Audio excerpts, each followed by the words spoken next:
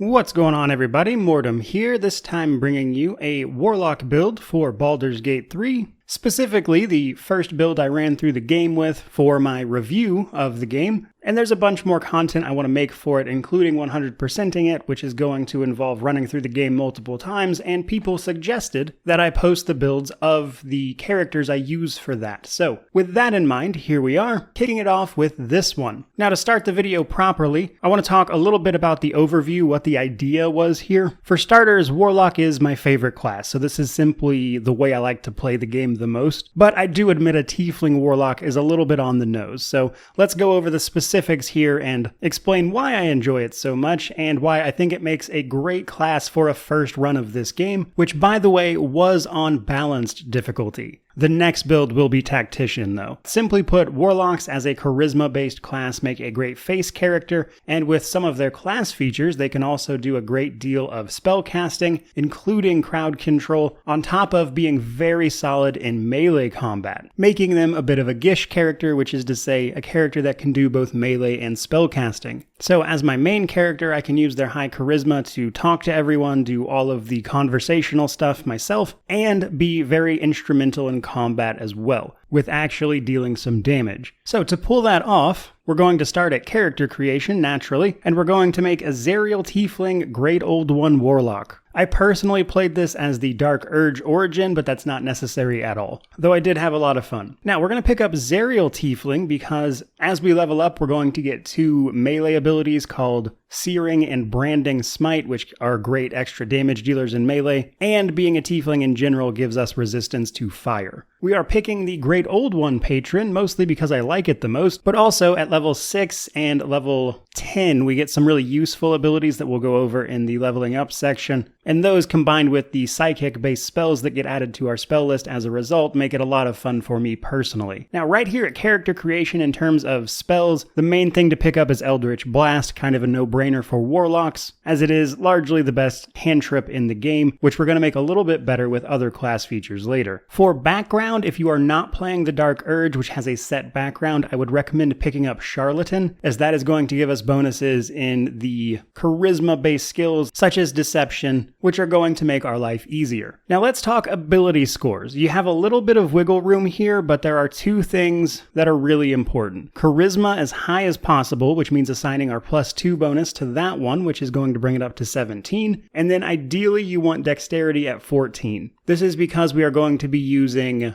medium armor later, which caps our dexterity to a C bonus, which makes it harder to hit us, at +2. So having higher than a 14 isn't going to do us any good besides giving us extra bonuses to initiative, which we're not going to need. Personally, I took strength to 10, constitution also to 14, and then dumped wisdom down to 8. We don't need wisdom for anything, and at least on balanced difficulty, I can honestly say that the saving throw penalty you'll take here simply wasn't enough for me to care. Again though, you do have a little bit of wiggle room. Main things are dex and charisma. Now moving on to our leveling up portion. At level 2, for our spell, we are going to pick up Hex, and then for our invocations, we're going to get 2, but the only one that matters is Agonizing Blast. Agonizing Blast adds our Charisma modifier as damage to our Eldritch Blast, and then you can pick whatever you want for the second one. A lot of people like Repelling Blast, but I personally forget to toggle it off and on all the time, but the second one is really dealer's choice. Level 3 is where things get interesting, because this is where we pick up our Pact boon.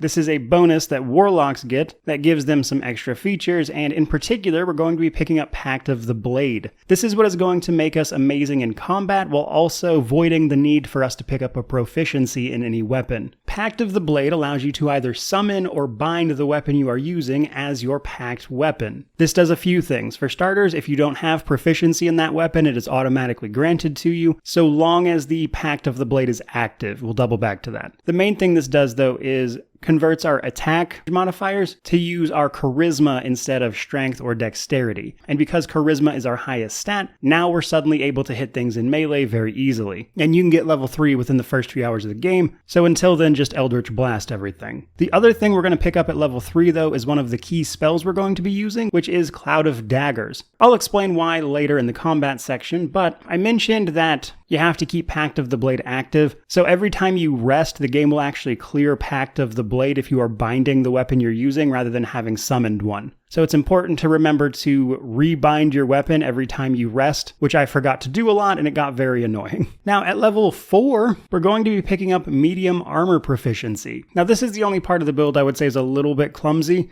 because this is going to give us a +1 to strength or dexterity, and personally I put this in strength, and combined with another ability score improvement that's going to bring our charisma to 18, we can put the extra point in strength, and then that can give us a little bonus here and there for the occasional ability roll. Now, I do this just because I like using medium armor, because we're going to be in melee a good bit, but if you wanted to forego the medium armor and move your ability scores around, you could somewhat remove the clumsiness of this, with the downside being that you'll have less AC generally. Kind of your choice there, but I prefer the medium armor myself. Level 5 is a big one though. This is going to give us our extra attack via our Deepened Pact. Pact of the Blade here at level 5 gives us our extra attack that most other martial classes would get, which means now we can attack twice. This is going to keep us in line with most other martial classes besides the fighter. The other important thing here is that you pick up a spell called Hunger of Hadar, which is going to be one of our primary abilities against large groups of enemies. Because it makes the terrain difficult, it blinds them and deals damage to them if they start their turn in it, which means we can cripple large swaths of enemies because the radius of Hunger of Hadar is very large itself. So very useful against large numbers of enemies, and is going to be one of our main abilities later. At level 6, we pick up Entropic Ward as part of our Great Old One subclass. This can allow us as a reaction to force disadvantage on an attack made against us, which means we are less likely to get hit. Useful if you're up close in melee, of course. Now for the spell at this level, I like to pick up Counterspell, which allows us to stop other enemies from casting. So if they were to, say, target you with a fireball, you could put a stop to that, and it's a very handy defensive spell. For level 7, we're going to pick up an Invocation and another spell. The Invocation does not matter. Again, just whatever you want there. Personally, I like the ones that give me extra spells per long rest, but it's up to you. For the spell, I like Blight. This gives us a large single target damage spell that we can use, because while many people enjoy Eldritch Blasting everything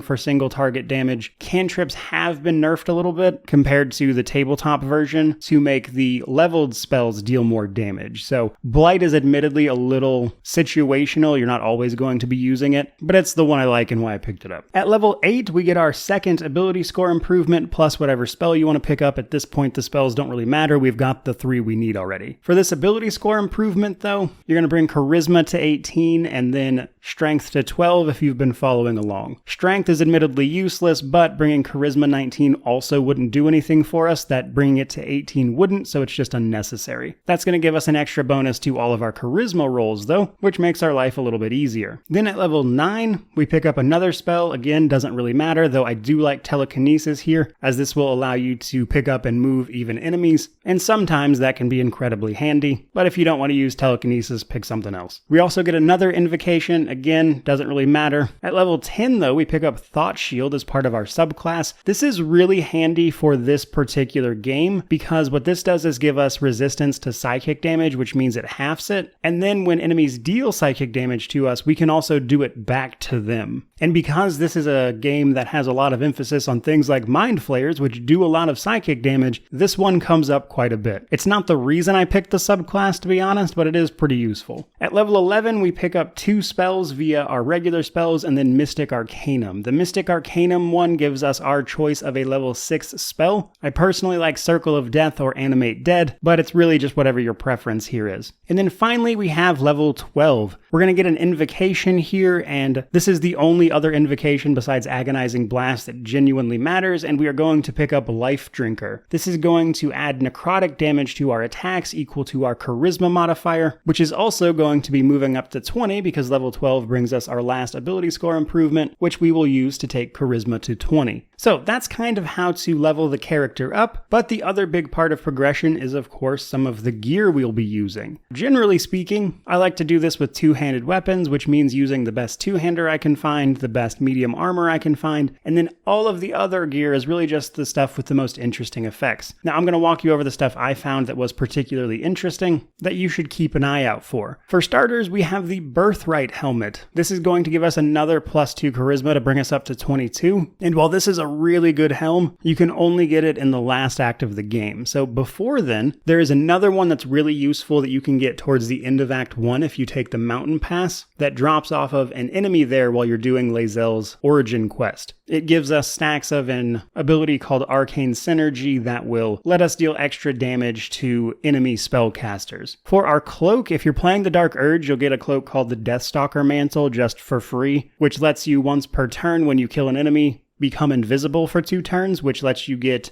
advantage on your next hit, which can be very, very helpful in terms of helping keep you alive, but also dealing damage. A fantastic cloak. Now for medium armor, truth be told, it doesn't really matter here. The main thing you're looking for is just the highest AC you can get, but this Justiciar armor that you can get, I personally thought looked really cool, which as we all know is half the reason to pick your equipment. But in all seriousness here, just whatever's going to give you the most AC with a decent effect. Now in terms of our gloves, if the tieflings make it to Act 2, specifically a smith, you can bring them some materials and he can make these Helldusk gloves for you, which will add fire damage to your weapon attacks, which is just going to be handy in general when you hit things in melee. And then for boots, if you take the Underdark path to Act 2, you can find these Nightwalker boots on an enemy there that will give us a free cast of Misty Step as a bonus action, which is a big teleport spell, which can be incredibly handy for closing distance on certain enemies, and I liked them quite a bit. But they also make sure that we can't be enwebbed, entangled, or slip on anything, which is also very useful. For rings, also in the Mountain Pass with Lae'zel's Origin quest, we can pick up the Strange Conduit ring, which means while we're concentrating on a spell, we can deal extra psychic damage with our weapon attacks, and both Cloud of Daggers and Hunger of Hadar require concentration, which means we'll get good use out of this. The other one, Killer's Sweetheart, is amazing, and for the life of me, I can't remember where I picked it up at, but when we kill a creature, our next attack roll is automatically a critical hit. This is fantastic because that essentially means we are guaranteed to hit our next attack, and it is also going to be a critical because this essentially forces a 20 roll. Incredibly useful ring. I wish I remember exactly where I picked it up, but I do not. I do know it was in the last act of the game, though. And then for our amulet, also in the Underdark, if you do the Myconid's quest, you can pick up Envoy's Amulet, which gives us a once-a-day bonus to our charisma checks and conversation, which is really helpful as the face of the party. And then last but not least, we have our Soulbreaker Greatsword, which is just a really cool greatsword I found, also in the same place as Lae'zel's Origin quest in the Mountain Pass. Ideally, you'd probably want to give this to Lae'zel because it does extra damage if you're a Githyanki, so if you're not playing a Githyanki, you'll lose a little bit. But the other thing it does is give you a +2 to your initiative, which was so useful on its own that I gave it to my main character anyway, because there's not a lot of ways to boost your initiative. But combined with all our items that are giving us extra damage to our weapon attacks and our charisma to our modifiers here anyway, we can still get some really fantastic damage out of this greatsword, while also guaranteeing we move faster in combat, which is why I kept using it until the end of the game. But really, any sword or two-handed weapon that's going to deal the most damage possible would be useful. And realistically, you could even go like sword and board if you wanted to, as long as you're remembering to use Pact Blade on your weapon. It's not really going to matter what you use, and then you could get the shield to AC. It's really just dealer's choice there, but I vastly prefer the two-handed weapon. Now, that brings us to combat. What is the point of this, and how does it play?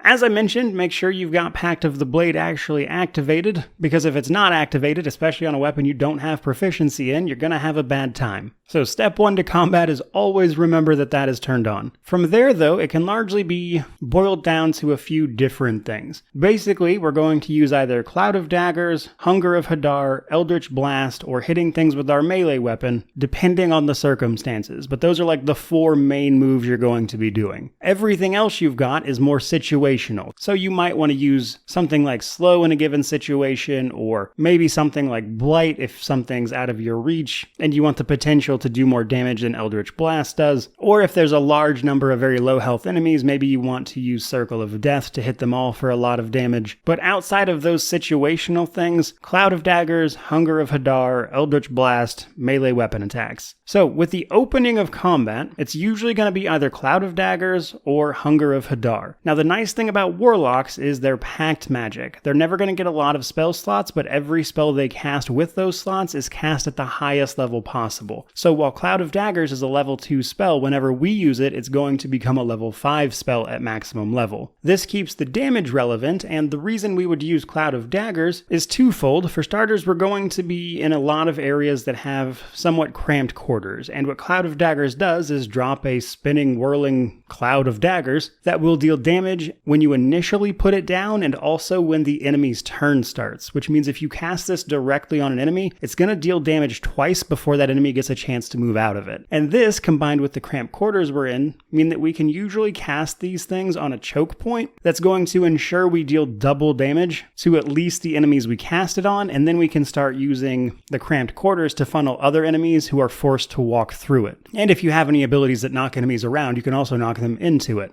And with the right positioning and the Warlock's packed magic spell slots, this can do a lot of damage very consistently, and it was useful throughout the entire game. Now the other option though is Hunger of Hadar. Hunger of Hadar is useful when you are facing a lot of enemies because it will crowd control and blind them. Hunger of Hadar effectively puts down a large field of black frost, so to speak. Enemies within the range will be blinded and be on difficult terrain. Difficult terrain means they have to use twice as much movement to move, and because they are blinded, they cannot attack anything unless they are right next to it. And while this won't deal damage initially, if enemies start their turns in it, they will take damage. So in fights against large groups, this is a great spell to start out with to basically slow them all down and give yourself some breathing room while you pick off the enemies that are easily dealt with. It won't be a big damage dealer, but it will force enemies to come to you and move out of it, which will effectively waste their turns. And against large groups of enemies, that is really, really useful. Now, outside of those two instances, it's usually Eldritch Blast or melee ability, and the deciding factor there for me is usually chance to hit and distance. If an enemy is right next to me, I'm usually going to have a higher chance to hit with melee because Eldritch Blast being a ranged attack takes a penalty. And because we get 2 hits with our sword via Pact of the Blade, and it's using our charisma, we can use something like our racial abilities, Searing or Radiant Smite, to deal a lot of damage this way. However, if an enemy is a good distance away from you, or you'd like to attack multiple low health enemies, Eldritch Blast can be useful because as you level up, Eldritch Blast will get up to 3 rays, which can be targeted individually, sort of like Magic Missile or Scorching Ray, etc. So you can hit multiple targets with it, and if something is farther away than you could reasonably move to it, it can be a great way to still deal damage that turn. And Eldritch Blast does very effective damage thanks to our Invocation Agonizing Blast. And while that's a relatively simple strategy to combat, that is essentially how I beat the game very, very quickly the first time through with a Dark Urge Warlock. And while I wouldn't say it's anything too crazy as far as builds go, like this kind of thing is very common when you're playing a Warlock, it is nonetheless a really fun, effective way to play through the game the first time and get to experience a large swath of content thanks to your ability to do a lot of things very well. So with that in mind, I hope you enjoyed it. If you did, like, comment, subscribe, all that YouTube jazz. If you have any questions, drop them down in the comment section below. But that is going to do it for this video. Thank you so much for watching. I really do appreciate it. May you wander in wisdom and have an amazing day.